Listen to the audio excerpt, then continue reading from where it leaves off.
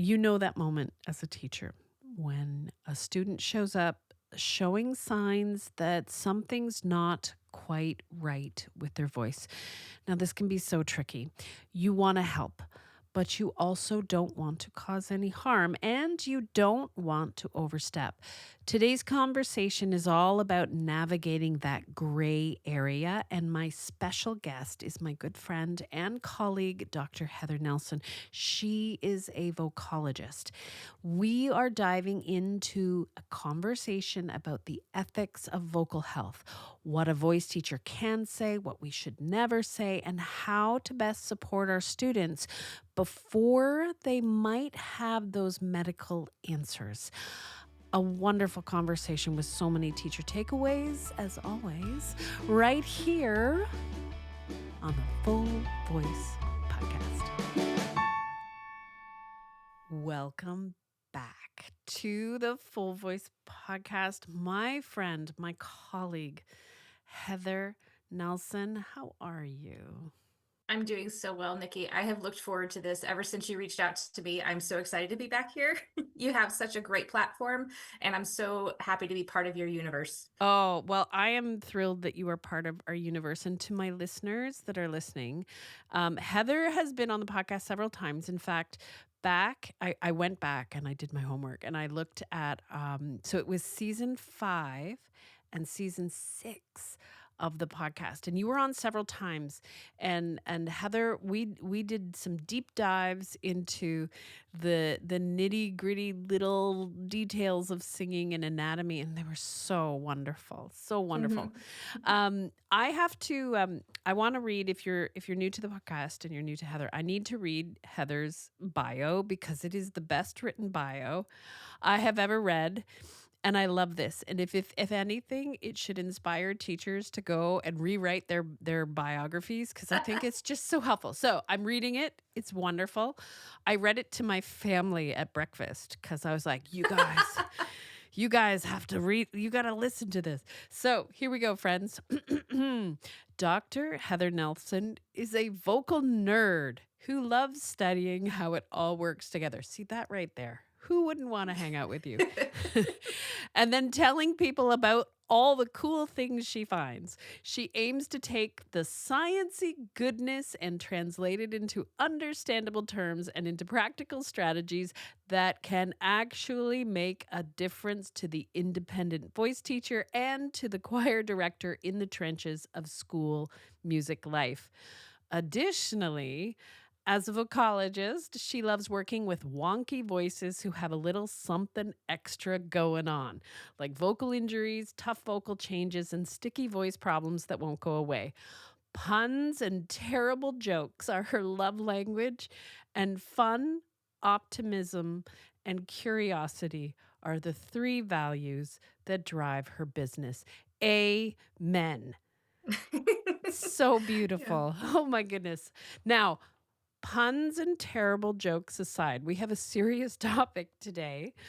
Right. And but before we get into that, I'm curious. We have not talked in a while. It's so lovely to reconnect with you. Mhm. What does a typical week look like for a vocologist, a busy vocologist like you? What are you doing these days?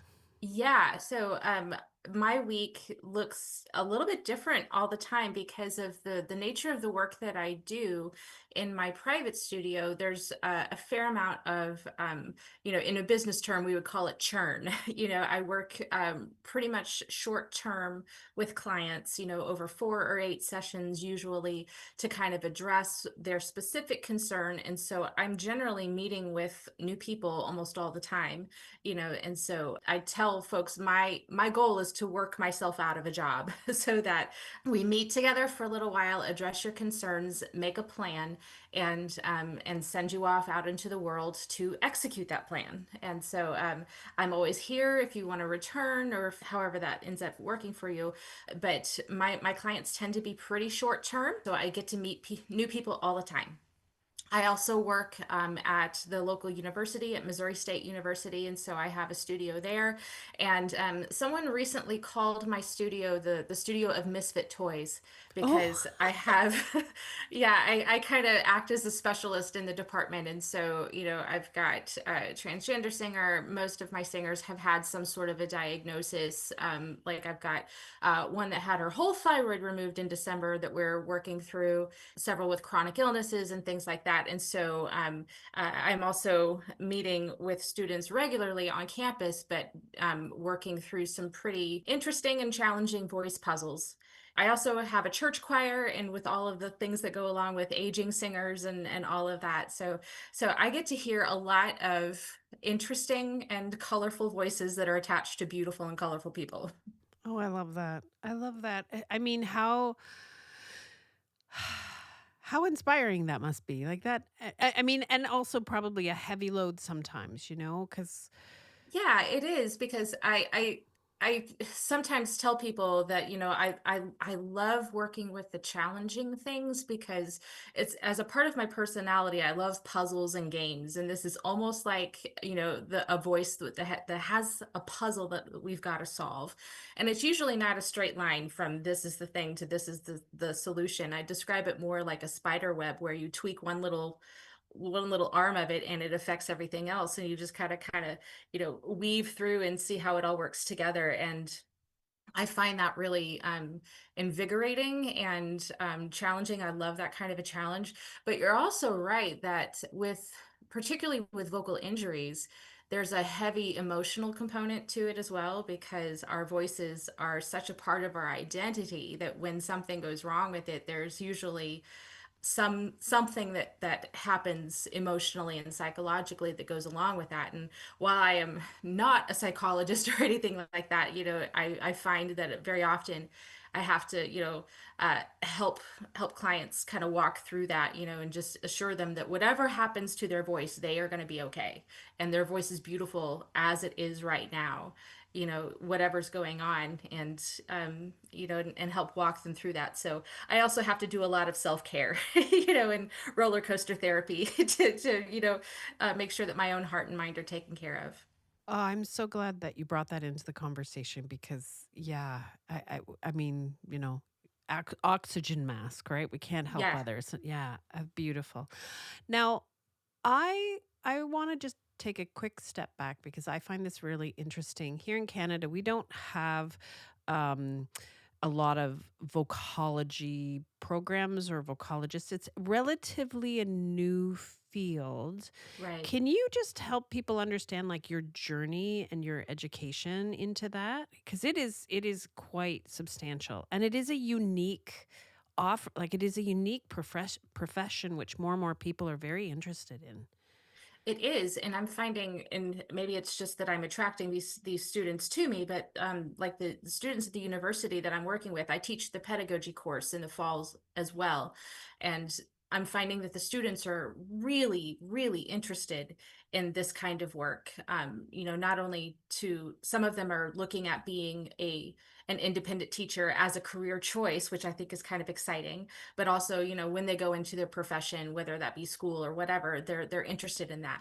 But I started out as a fresh-faced musician, back in the late 90s, and my undergrad is actually in music business, and so I did work in like the recording part of things. I did an internship at a studio in Memphis and things like that, and performed as like in a band basically for a little while. And then I got a wild hair and went back to school and got a master's in vocal performance. And then I bought a house of all things when I was 27 years old to move to Springfield where I am now, and got a master's in pedagogy basically because I was bored. I do not recommend that, but that's what happened. I was starting my studio and I wanted to get in the door at the university, and so went and got a degree. But then I was like, "Oh, I'm kind of liking this teaching thing," and so I started looking into doctoral programs, and through, the twists and turns of applying for different programs, I ended up at the University of Kansas in Lawrence, and I got a PhD in vocal pedagogy and voice science. And it is a unique program in the States because it's the only PhD program in pedagogy. Most other programs are DMAs, Doctor of Musical Arts. And so it's largely a performance degree with the pedagogy as a part of it. And I did a research degree. And so I did perform, I took lessons. One of my projects was to give a doctoral recital, and I was teaching in the whole bit. But I had about half of my coursework was in the speech and language department. And so I was taking the same courses as the SLP master students, and also taking research methods and some music courses in the music department. And so that was housed in the music education department at the University of Kansas, but it's a relatively new program too. I graduated, I guess it's 10 years ago now. But I was the sixth graduate out of that program. Wow. Wow. Oh, what a journey. Yeah. What a journey. And I mean, I mean, going back to your bio, is a vocal nerd. I mean, you must have loved going into the deep dive in your studies. Oh yeah. I mean, it was I will have to admit, I didn't go into the PhD knowing what would come out of it, like knowing where I would be out of it. My intention was to be a voice professor at a university. And, through lots of twists of fate, as you might call it, by the time I graduated, rather than moving across the country, I had two tenure track job offers that I turned down. I'm one of the maybe the only person you would meet that actually turned down two tenure track job offers, because I needed to move home. I needed to come home rather than be 8 hours away from my family, at that particular time. And so I didn't know when I started that program that, what things would look like 4 years later. And, that's absolutely fine. I don't regret any of it. It has worked out for the best.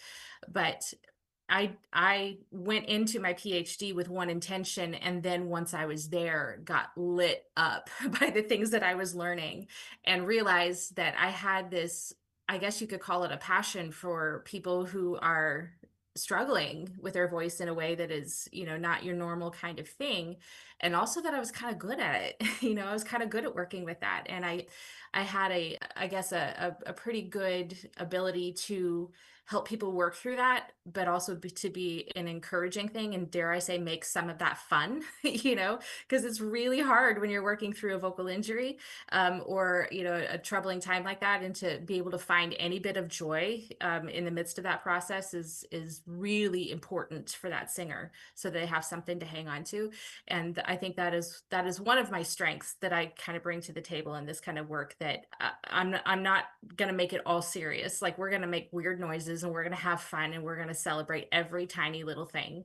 And I think that is one of the strengths that I bring to this work.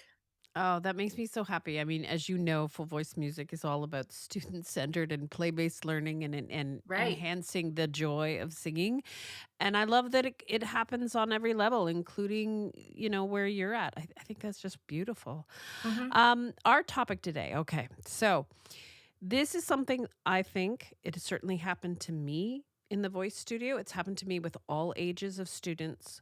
We're working with someone and we recognize that the voice isn't functioning well. We're hearing something, we're not sure what it is, and we want to diagnose what's going on, or we want to fix it, we want to help them, but it's really kind of crossing that line Right. of our scope of practice. And I think this is something that can be really challenging to navigate. That's what we're talking about today. Right. So, first of all, could we unpack those boundaries? Because these are ethical boundaries. And when Yes. we dip our toe and we start thinking about a medical side of things, or injury or illness, that's out of scope. So, can we just start there? Just like that ethical background of what we need to be mindful of? Yeah. I think one of the things we can keep in mind is first, do no harm.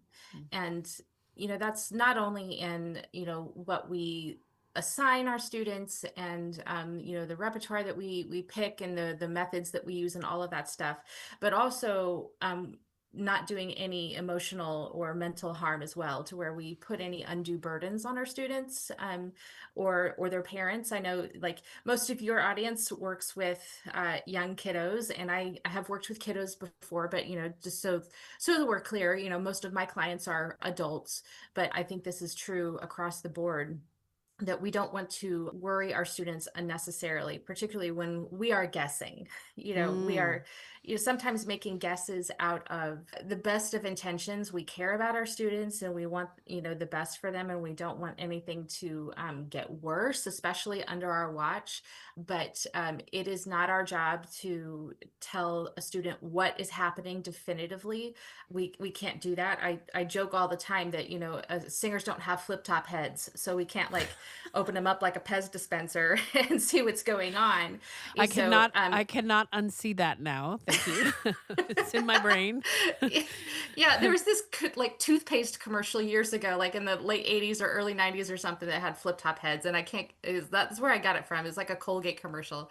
It's ridiculous, but, but it's true. We cannot, just like, and we don't have x-ray vision. So, until someone gets a camera down there and really takes a look, even the doctor is guessing at what is actually going on. Our job is to encourage, like, hey, there's a possibility that, there, maybe a little something is going on, or, like, I think it would be in your best interest to go and get this evaluated, because I cannot, and until we know what's going on, we are going to be guessing. And then just to keep encouraging our clients to take that next step and to go Mhm. on to getting an actual evaluation from a qualified professional. Mhm. But we can't say, like, once you say the word nodes, people freak out.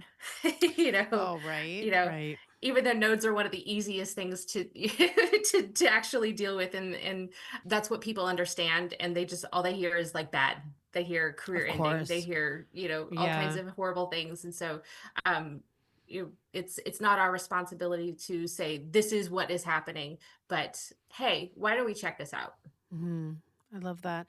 Now, if you for teachers who are working with preteens and teens that are going through voice change, sometimes healthy voices can sound unhealthy, and it has Oh nothing yeah. to do with an injury or anything. It's just the growing voices. So, can you just outline some of those things that we need to maybe understand a little bit deeper on a deeper level, that changing voice, growing voice can present itself in a way that might seem a little not healthy?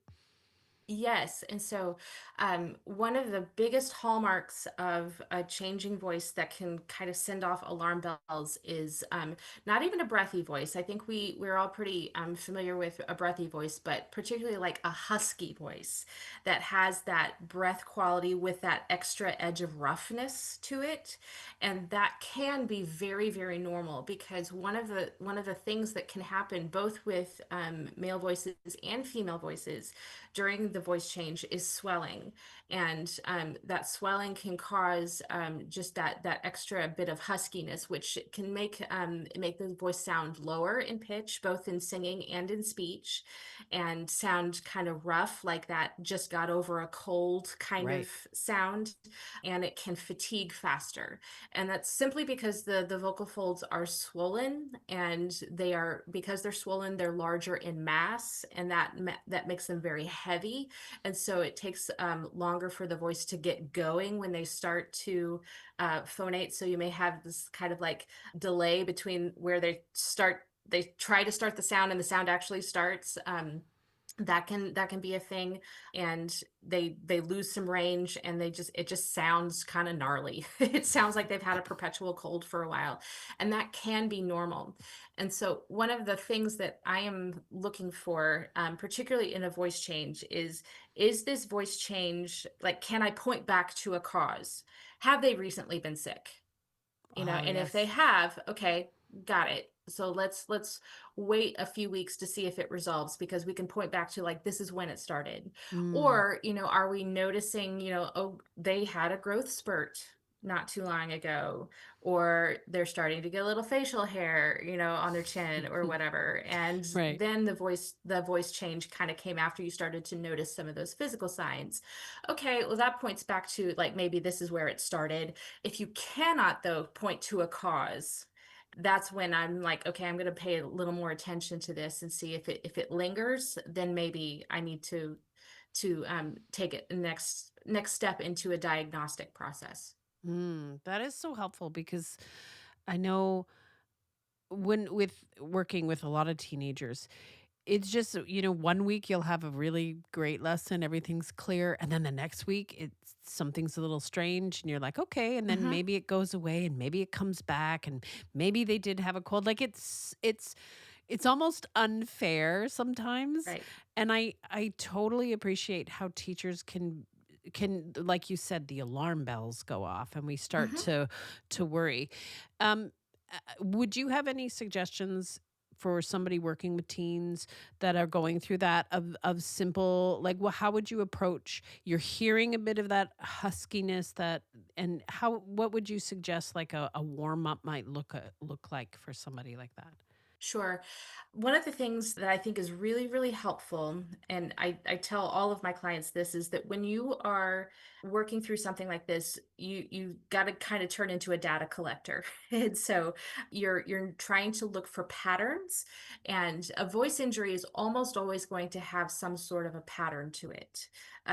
Where it is fairly consistent. If you have something like you described your singer, it's like it's different one week for the next to the next to the next, and there's not a lot of consistency. That's probably just a voice change thing. But something like, okay, if there are nodes, if there is a polyp, you're going to have some fairly consistent things that happen over time.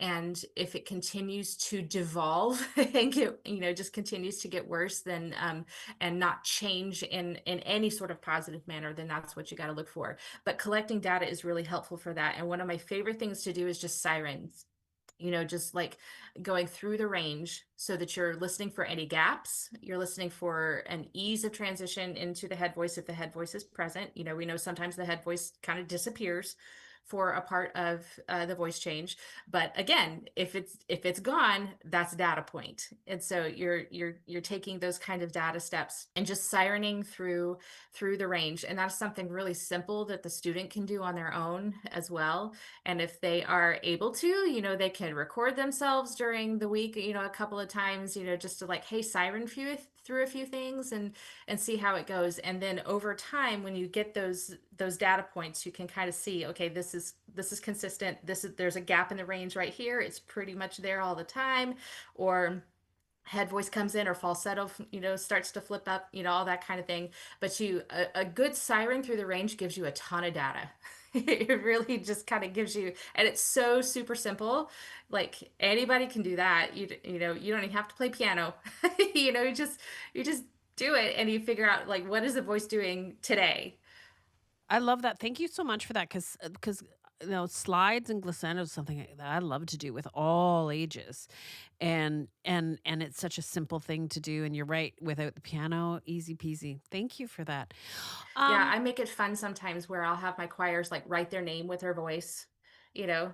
So they spell it out. So they're going up, they're going down, and all this stuff, and or follow my finger, or whatever, or have I've had sometimes my kiddos like draw a shape on my whiteboard. Okay, now follow your voice, with that shape and all that stuff. And so there's a way you can make it fun, and at the same time, you're collecting really good data.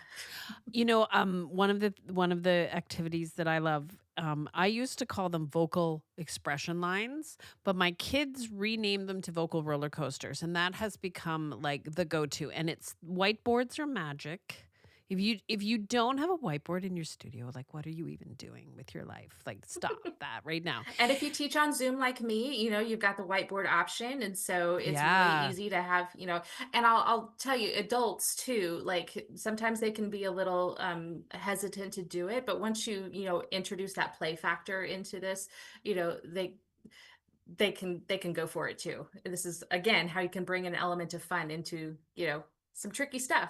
I've had some breakthroughs with like the whiteboard lines with some of my adults who are so programmed to watch the piano and because they're worried about the notes that they can and can't hit and taking them away from the piano and making them do that. You're right. They fight you at first, but once they give in, I've had some brilliant breakthroughs. It's so beautiful.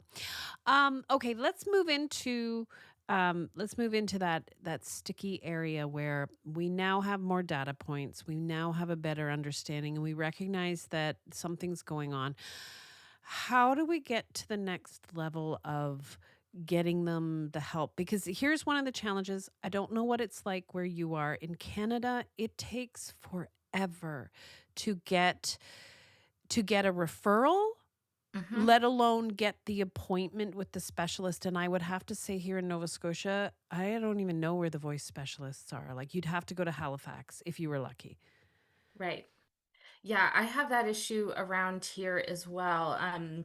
And it's interesting. I'm in the Midwest. I'm in Springfield, Missouri, and like Branson, Missouri, which is a big performing town, is like 30 miles away. And we don't have a laryngologist in this area yet. It's bonkers to me. Although my personal ENT that I see for my ear, he tells me they're trying to recruit one. And I'm like, tell me what I need to do, who I need to show up to talk to about this to get it.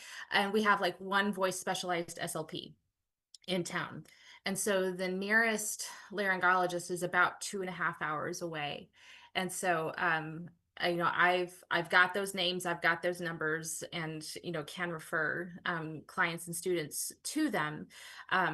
However, you're exactly right. It takes a referral even to get in to see the SLP from primary care, and then there's the wait, which in this area is about 3 to 4 months, which isn't hugely like a long time. But when you've got that anxiety at the back of your head and you're a singer, that's that's too long. It's a really long time. And so one of the things that I would recommend, if you can, to first off know who you would recommend.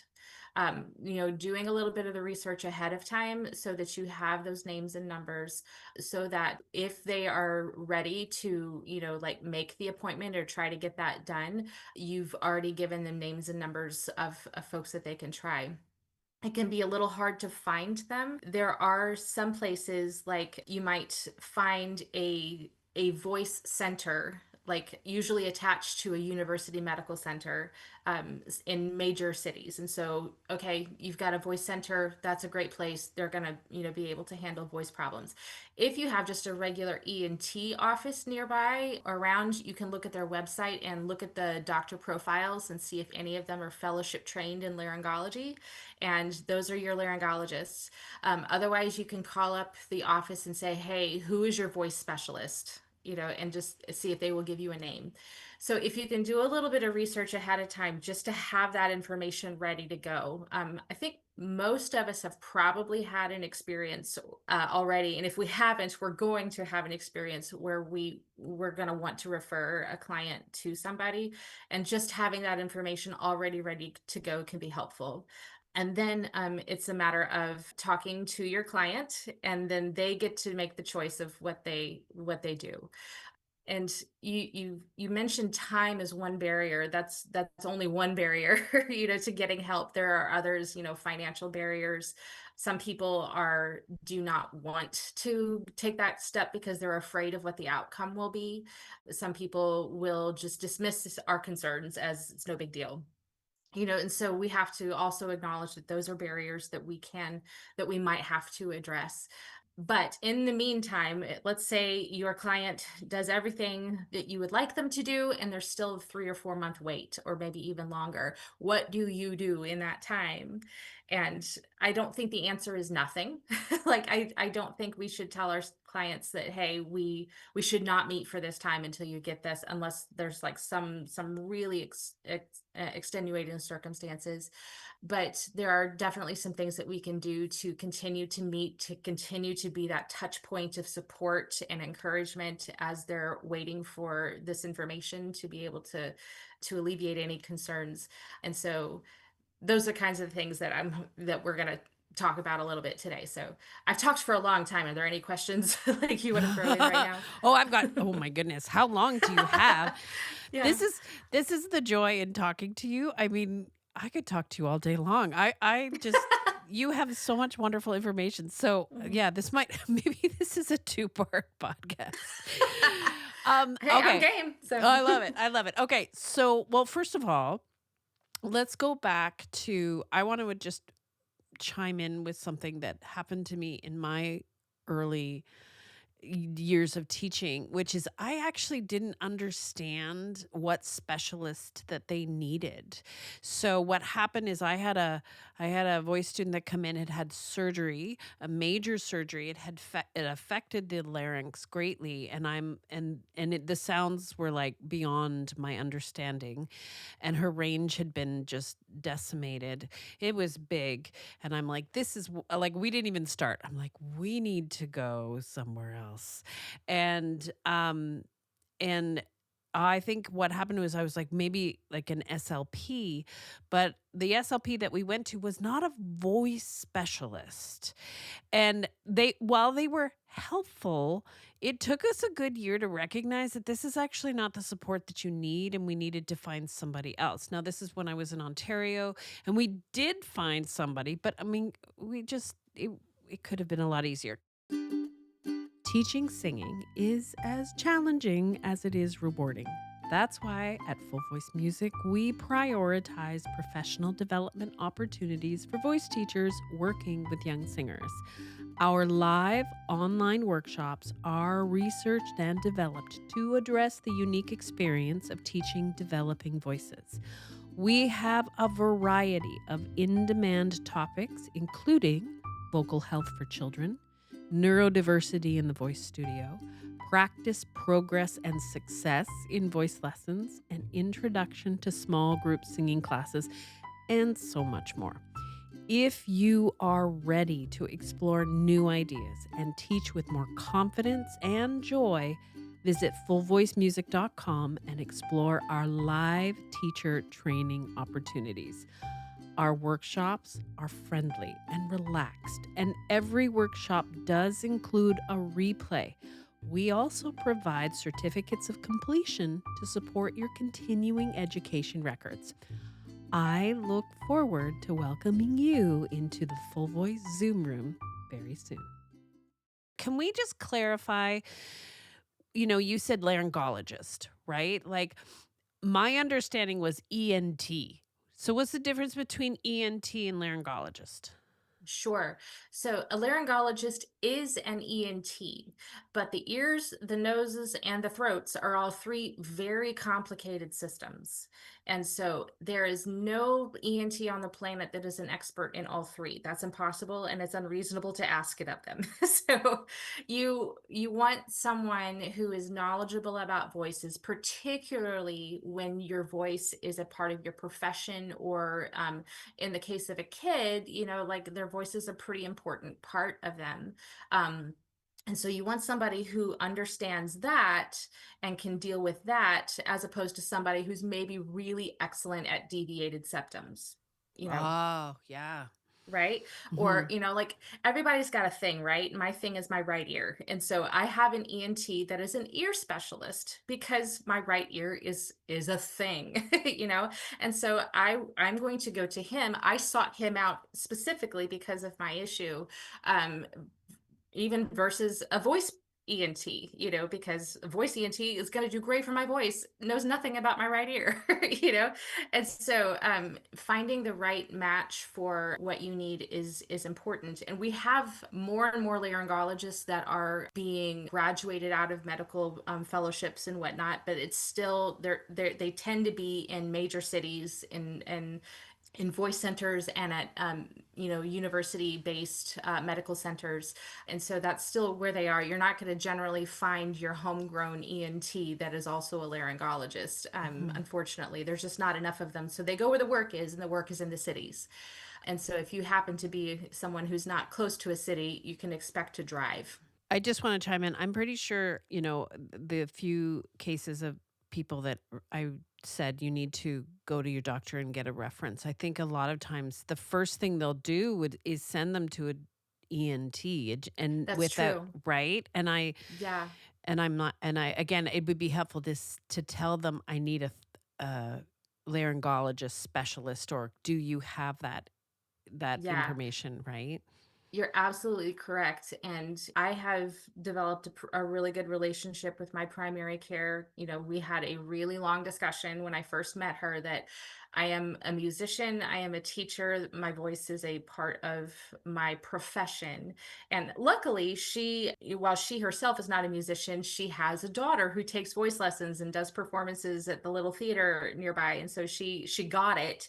And so, I've even had an instance where like I had this horrible cough that would not go away, and I called her, like for a video visit, and I'm like, I'm actually like concerned I'm going to injure my voice, and she's like, here's the napalm. She like sent me like the heavy duty stuff, and all it took, Yeah. because I had that relationship with her ahead of time. She recognized this, that it was more serious than someone who does not use their voice as their profession. And so having that relationship with a primary care is Yeah. really important, because let's be honest, they don't always get it. Nope. And so being insistent about your own needs and about the needs of your kids, you're not being pushy, you're doing the right thing for you. Yeah, I think that's one of the things I had to learn, and it took me a lot of years, not just with singing, but just within my health in general, especially, Yeah. going through perimenopause and menopause, like advocating for yourself and asking questions, and then asking the questions again when you didn't get the answer. And it's exhausting. It's exhausting, but I mean, yeah. And I certainly have had to navigate that with my mom too, like getting like I have to be the one she comes from another generation. Like I have to be the one that pushes and asks questions and then follows up with both her. Like it's just one of those things that it's Hmm. part of care, right? And it's funny too because voices, yeah, you got a sore throat, whatever. Like you're right. Some people just don't get it. Yeah, and it's unfortunate that um I don't know what it is like in Canada, but here in the States, like voice issues are not always recognized as seriously as they should be by insurance or by workers' Right. comp, or things of that nature. Our voice is really an essential part of our well-being, and sometimes our profession, and it is not yet recognized as such by the people who hold the money the money strings yet in our healthcare system. I do think that that is changing, but we're probably a good 10, 15, maybe even 20 years off before voices are actually recognized as essential parts of a person's mental health and well-being, just as much as any other part of their body. But that's the unfortunate truth, but I'm hopeful that the tide is turning. Yeah. Oh, that's so important. Um, what what is your go-to advice for teachers who are feeling the pressure of I've got to help my student? I mean, like you said earlier, we have big hearts. We want to help our Right. students. We want to show them how knowledgeable we are, but sometimes we're just outside of our expertise. How can a teacher come to the table and be helpful without stepping outside of those boundaries? Sure. Something to also recognize is that most of the time when people have voice issues, it's not because of their singing voice. Almost always, it's going to be much more closely related to their speaking voice, or to some event like an illness, or like you went to a Chapel Roan concert and yelled a little too loud for 2 hours, something like that. And so I want to assure teachers that it is very, very rare that it is the actual singing lessons or the actual singing that is causing the problem most of the time. Now, does it happen? Sure, it does. People speak so much more than they sing, so that the ratio in that is always going to swing towards the speech aspect of things. So don't be afraid, I guess is what I'm saying, to like keep singing and keep trying things in the studio. So, if you suspect that there's something a little fishy going on, and you've made the referral, and whether they choose to follow through or not, I think one of the first things that I would do is just kind of see, okay, where are the parameters that the voice is doing well? Like where's the low notes? Where do they start to fall off? Where's like how high can they go? Are there any gaps in it that are consistently there? Just what is the voice doing? And what do you think can safely be, like figure out where your parameters are, the bookends are, and work within that range. And so I love to spend a lot of time in the speech range, like doing a lot of humming, a lot of low SOVTEs down in that, like for kiddo, maybe a little bit higher for like an adult, like that for adult women, like that A below middle C to middle C range, where we're just humming and we're just hanging out in that area just a lot to get that kind of resonant sound as much as possible. Doing those SOVTEs and songs with small ranges, those kinds of things that you can pull out. Your job is not necessarily to rehab them through that time, but to be kind of their cheerleader in chief. Like these are the things that you can still do. Highlight the things that are working well and strengthen those areas of the voice. And, if there are things that are not working so well, you can, if there are things that you think you can do to maybe try to address those, but it's also fine to ignore it. Like if their passaggio is a mess, ignore it. Like just leave it alone for a little while, work on some things that are reliable, that can keep them singing and keep them engaged in the process while they're waiting for whatever resolution is going to come. And every once in a while, slide up through that, or maybe that's part of your warm up. You slide through it, see what's going on, and if hey, it's working today, okay, let's see what's happening. If it's not working, okay, we're gonna do something that does work. But those gentle kinds of exercises, that's the kinds of things that I would do with a client who is recovering from something that we know about, and so they're very, very unlikely to do any kind of harm. I love that you said that, and you're giving everybody permission and a very important reminder that I mean, because often when we in a lesson, we want it to be productive, so we're like, "We're gonna work on the things that need to be fixed." Now, Right. the conversation around we're not fixing our students, they're not broken, I think exists here. But a productive lesson, like you said, is working on things that they can do really well. And like, it's funny how that goes against the grain, though. Like, we want to help this. I want to fix that passaggio. I want to give you an exercise that strengthens your weaknesses. But I love that. Thank you so much for that clarity. I think that takes, for me personally, it takes the pressure off, right? Yeah. It takes the pressure off because when we're dealing with things that we're not fixing, we tend to feel like we're not doing our job. Right. And this is a thing that I do in my own studio anyway. And I teach this in the pedagogy class to my university students as well. It's like, it's kind of a head trip to constantly be focused on the things that are quote unquote wrong. You know, like we sing because we love it, right? But if we're only ever focused on the things that are not optimal, that's a hard space to live in. And so, like when I'm asking for feedback, or the way that I give feedback to my singers, they're used to it now, but it's also a thing, for them to get used to. But like I always ask first, what's going well? What did you like about it? And sometimes the answer is, well, I know it. I sang all the words right, and it's like, okay, I'll take it. And then what do you want to be different? I use that word specifically. So like not what do you want to fix, not what's wrong, what would you like to be different?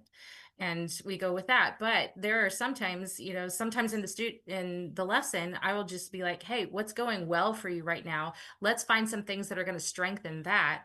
Because like I mentioned earlier, that spider web idea.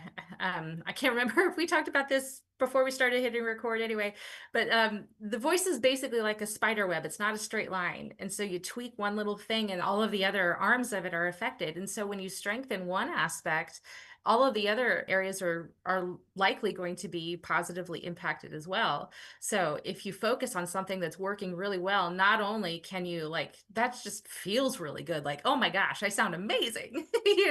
This is so much fun. But it's also it's going to work for other things too. And so that we don't have to be like problem hunters all the time. Sometimes we can be like strength finders where we're finding those things that are really strong and let's make them stronger because this is your magic, and so let's make it better. And particularly when you have a voice that is not working the way that you want it to, if you're only focusing on the things that are wrong, that is such a hard space to live in. And so finding those things that are like, this is working. Yes, it's so good. Go you, and knowing that that's going to have a positive impact on other things as well, I think can be a really fun way to teach and to sing. Oh, thank amen. That's beautiful. And it's such an important reminder. What um how does anxiety play into our vocal health? Because a lot of our students come to us with heavy, and I mean, it goes without saying, the world is a dumpster fire right now, and there's a lot going on, and students show up with a lot of heaviness. How does that play into vocal health? Right. Oh, so much. You're right. Because like uh it's nice when the studio becomes just a little bit of a safe haven, from everything that's happening in the world, whether that's for the teacher or for the student. Sometimes it's just nice to just work with singers. I mean, how fun is my job? I get to sing for a living. That's super fun. And something my parents did not ever see coming when they were raising me. Yeah. I came out of nowhere. Gosh, anxiety and depression thrown in there too, because sometimes they're part and parcel of the same thing. They're two sides of the same coin. But just speaking from a practical and a clinical minded viewpoint, anxiety and depression both can have vocal symptoms associated with them. So, anxiety can bring in tension, and that may manifest itself in things like a faster vibrato or, just y'all know what tight voices sound like, tongue tension, jaw tension, particularly jaw tension, but sometimes also tension in the back of the neck, where maybe you need to do some like actual physical things like tongue stretches or neck stretches or things like that if it's good for the body to try to alleviate where the body is holding that stress, because anxiety is not only emotional and mental but it's also physical. Depression also has vocal symptoms, where like a lack of affect, like difficulty with dynamics, just difficulty with articulation, there's just the body kind of slows down and it has a slower response. And with both of them, you might also find that it takes longer for a student to process what you're asking them to do, where they may just need a little extra time to think about what you said and then try to execute it. And particularly with those that have anxiety, and it is true with depression as well, but they may have difficulty getting in their bodies more. And so you ask, okay, how did that feel? Or, like, what are you experiencing? That kind of thing. They may not be able to articulate that. And that's really totally fine. And that's a matter of the anxiety and depression, whether that is clinical anxiety, clinical depression, or even just situational. It just our body responds to that. So speaking of anxiety in particular, with vocal disorders, I think it happens a lot when we don't know what our future is going to be. Like, this thing has happened. Maybe I've had this diagnosis or I'm waiting for this diagnosis and I'm slightly catastrophizing or majorly catastrophizing, you do you, but we don't know what the outcome is going to be. And so we're worried about it, all of those things. I have before like sat with a client and said, okay, let's play this out. What is the worst thing that you think could happen? And okay, that's the worst thing that you think can happen. I'm not going to be able to sing on the stage anymore. Okay, what what do we do? What can you do after that? Is that likely to happen? Honestly, probably not. It is very, very rare for a vocal injury of any sort to be the end all be all, and there's no way back. That is so super rare, but that's usually the concern, right? Where, it's like you think it's going to absolutely change everything forever and ever, amen. And it very well may not, but okay, let's just sit in that ick for a minute. What is the worst thing that you think could happen? All right, we have a plan for that. They're like, let's make a plan, and whatever happens, I am here as your support.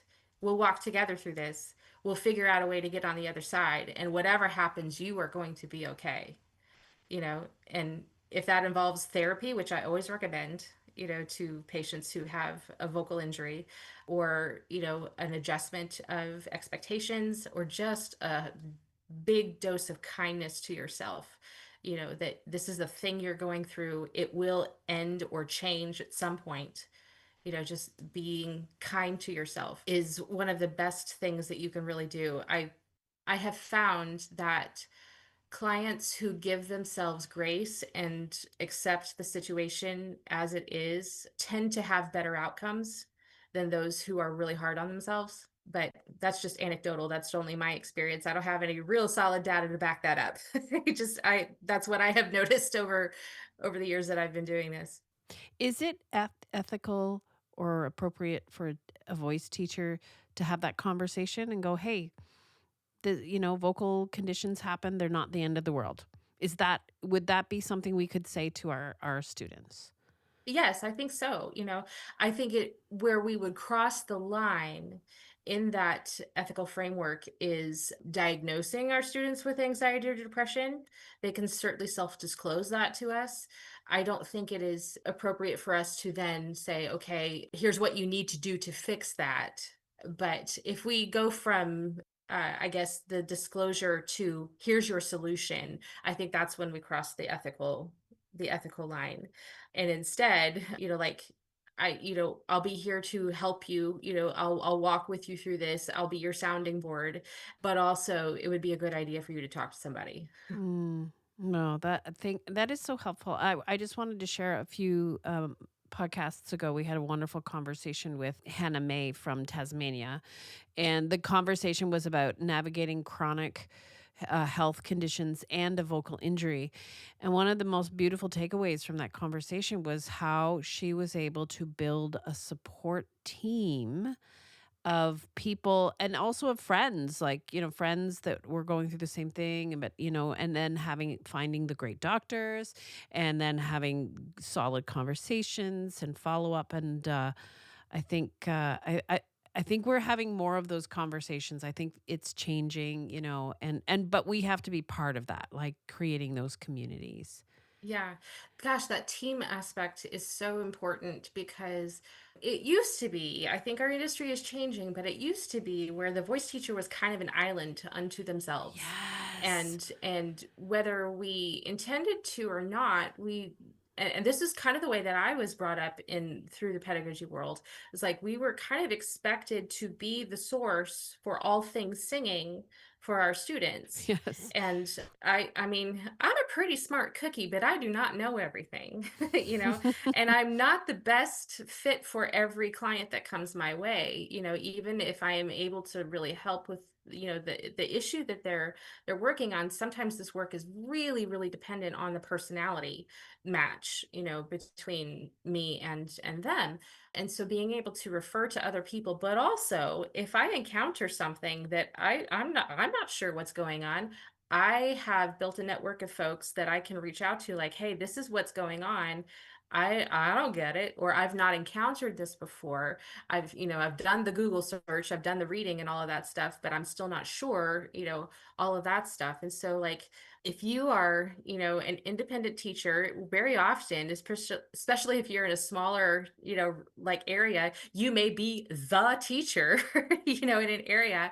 And if this is something that you don't feel confident with, hey, there are people out there who can help. I am here to help. There are other people you can reach out to, and you do not have to be the answer for everything. That's unreasonable to expect of you, and it's unreasonable to expect of yourself. So it can be refreshing to ask for help. And it can also be refreshing and wonderful to say, "I don't know. I don't know Oh about that." yeah. Right? That "I don't know" is a wonderful sentence. I'm trying to teach my Yeah. teenager that. It's okay to say you don't know, right? Yeah, I tell my students all the time, like if we're working on a thing, I'm like, I think this might work. I'm not real sure. Let's throw some spaghetti at the wall and see what happens. You know, I love so that. we have, you know, like they're used to it. Like this is the spaghetti throwing phase. We're gonna try it. We're gonna see what happens. You know, and if it works, great. If it doesn't, we'll try something else. I love that. Now, I wanna share with everybody that you could be part of someone's team Yes. because you have these well, first of all, you have a couple things which I absolutely adore. You have vocal ped parties. Tell Mhm. everybody about your vocal ped parties. Yes, I love these. These are really, really my happy place. And so it is a meeting between me and a teacher. There will be a form that you fill out before we meet together, but we meet over Zoom and we basically just talk whatever you want to with regards to pedagogy. Anatomy and physiology are like my favorite things in the world, but like what are you hearing, what problems are you having, what don't you understand, you know, maybe you fell asleep in your ped class in college and you missed something and you want to go back and review, or you know, you just want a little refresher, or maybe even just to like explore something new. It really is like completely wide open for whatever you would want to talk about as the teacher. I take the form that you fill out and I do my research on my end and I pull out all the sciencey stuff that I can find, and we break it down into like, okay, this is what is happening with a voice. This is how voices are supposed to function and all these things.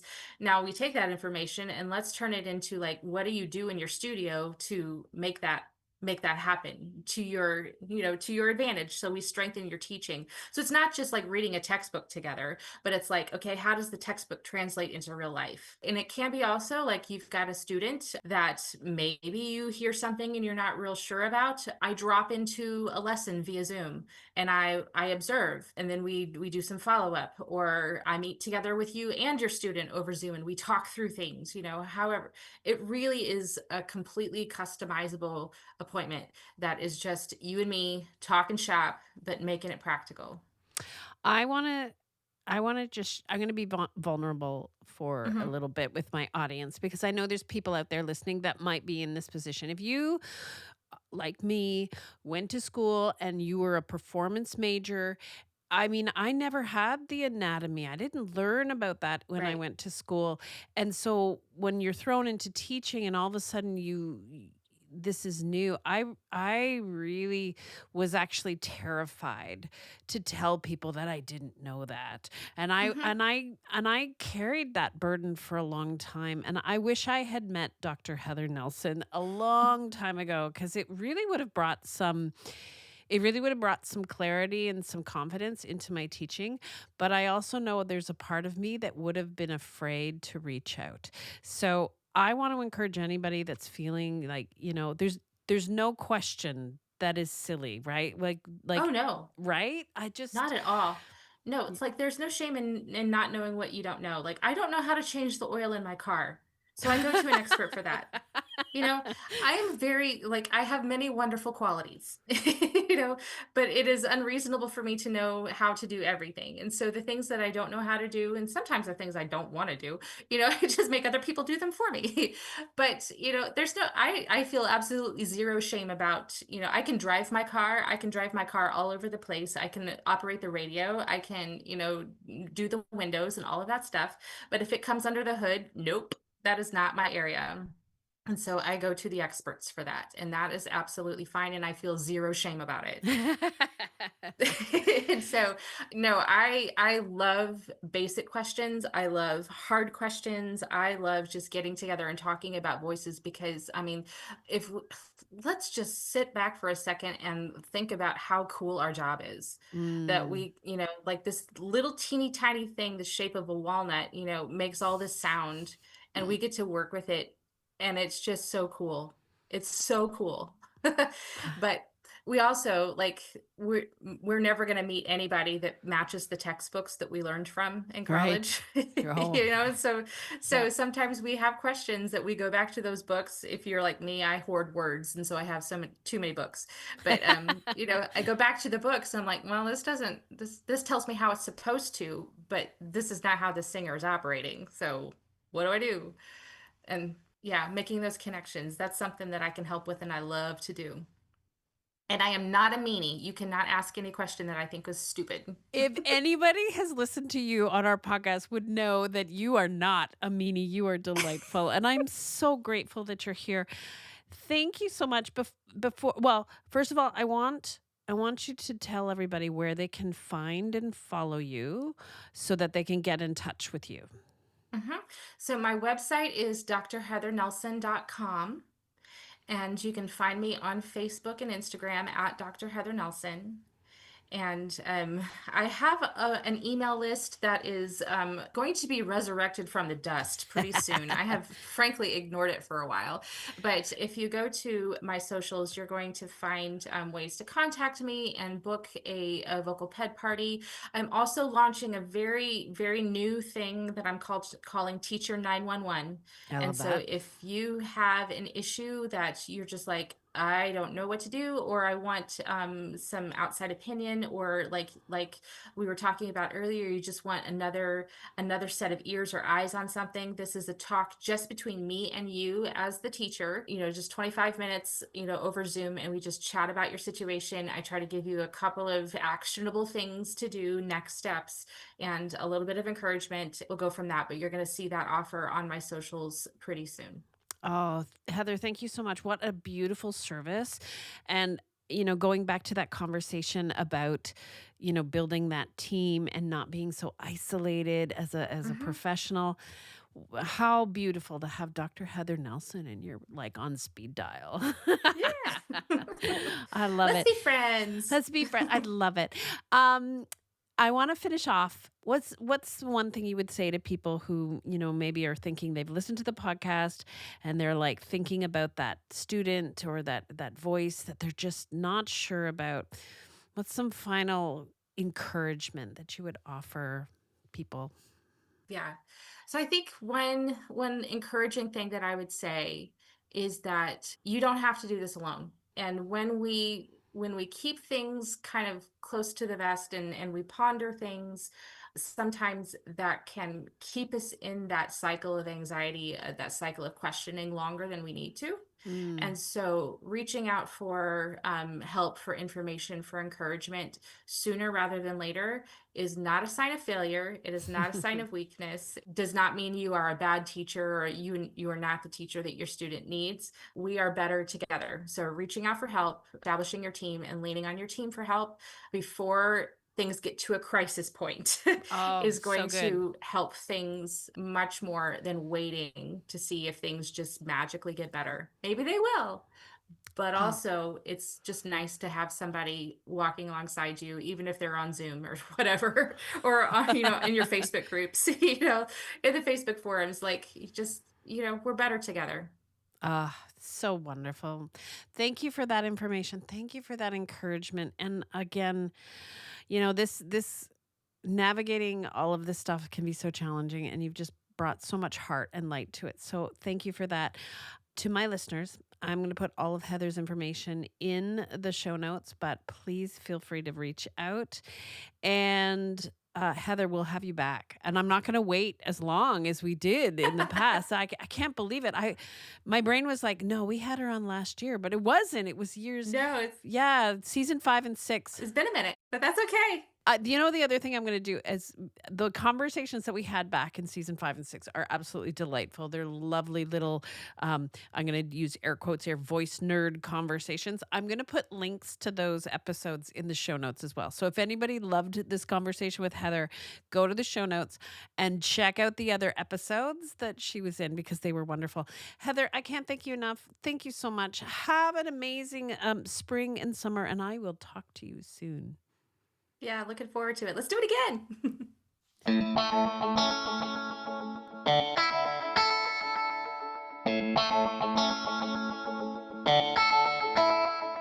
A very special thank you to Heather for that. Such a great conversation. Now, Heather has been generous. She has given me a coupon code.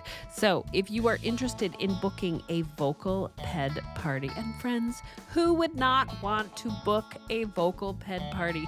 But if you are interested in booking one of those, please use coupon code full voice, all one word, for a 15% discount off of your consultation with Heather.